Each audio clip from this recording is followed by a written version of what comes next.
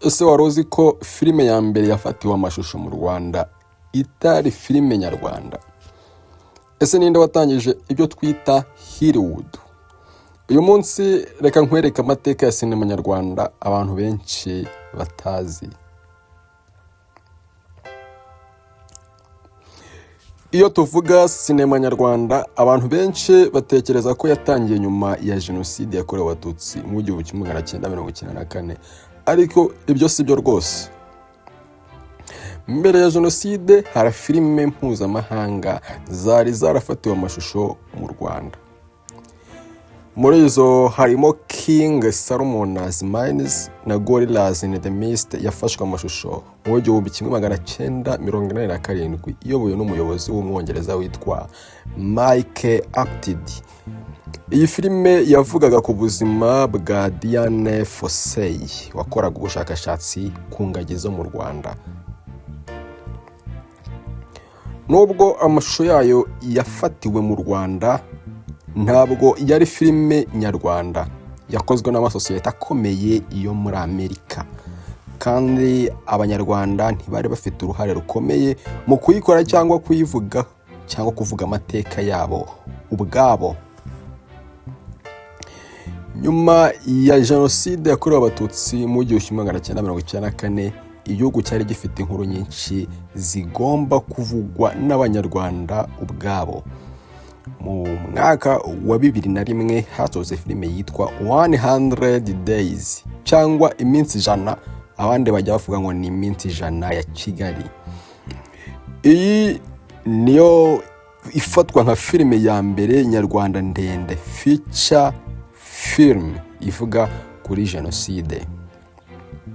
Yanditswe kandi iyoborwa n'umunyamakuru w'umwongereza Nick Ige, ariko yakoranywe nanone na Eric Kabera, umwe mu bantu bagize uruhare runini mu kubaka sinema nyarwanda.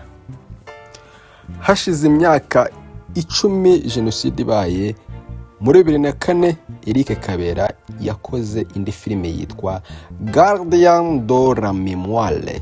Muri uwo mwaka kandi hasohotse Sometime in April ya Laure Peki. Izi filime zatumye isi irushaho kumenya amateka y'u Rwanda. Nyuma yazo abayobozi ba filime bo mu bihugu byinshi batangiye gukora filime zishingiye ku byabaye mu Rwanda mu mwaka w'1994. Muri 2008 hasohotse filime Behind This Convoy iyobowe n'umunyarwanda Gilbert Ndahayo. Byerekanye ko abanyarwanda batangiye kwiyubakira inganda za sinema zabo.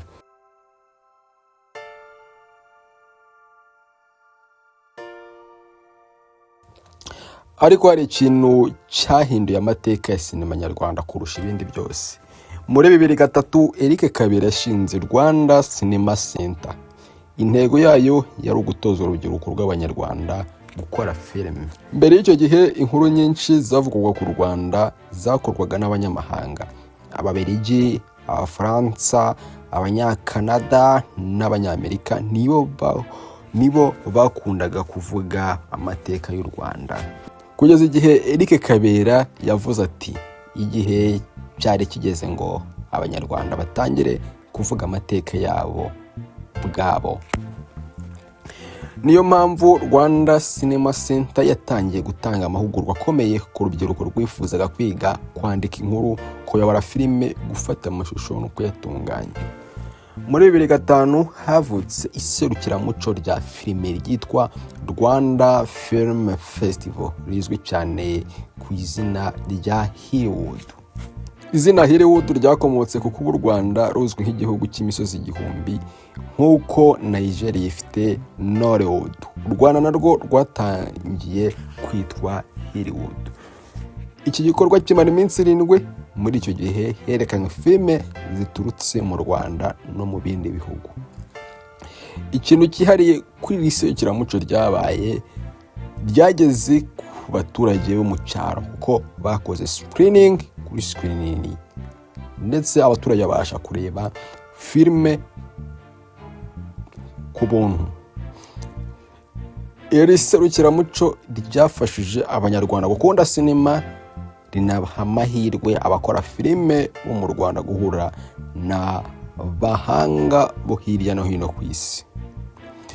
Ikindi abantu batazi ni uko filime nyarwanda zitavuga kuri jenoside gusa, zivuga urukundo, umuryango, ubuzima bwa buri munsi, akarengane, ubukungu, urubyiruko n'ibindi bibazo bireba sosiyete nyarwanda. Kubera uruhare yagize mu guteza imbere sinema nyarwanda, Eric Kabera yahawe ibihembo mpuzamahanga birimo African Creative Visionary Award muri 2012. Muri 2018 mu nama ya Kigali Audiovisual Forum, amasosiyete akomeye akora filime yemeye gutera inkunga imishinga y'abayobozi ba filime b'abanyarwanda bari bafite imishinga myiza. Ibyo byose byerekana ko sinema nyarwanda ikomeje gutera imbere nubwo ikiri mu rugendo rwo gukura. Uyu munsi hari urubyiruko rwinshi rwifuza kwandika filime, kuziyobora no kuzigeza ku rwego mpuzamahanga. Ahazaza ha sinema nyarwanda ntabwo hazubakwa n'abanyamahanga, ahubwo hazubakwa n'abanyarwanda bafite impano, icyerekezo n'inkuru zidasanzwe zo kubwira isi. Nje ndi Hudson, aya ni amateka ya sinema nyarwanda. Reka tuyigemo, tuyikore, tuyiteze imbere, tuzi amateka yayo. Ciao ciao.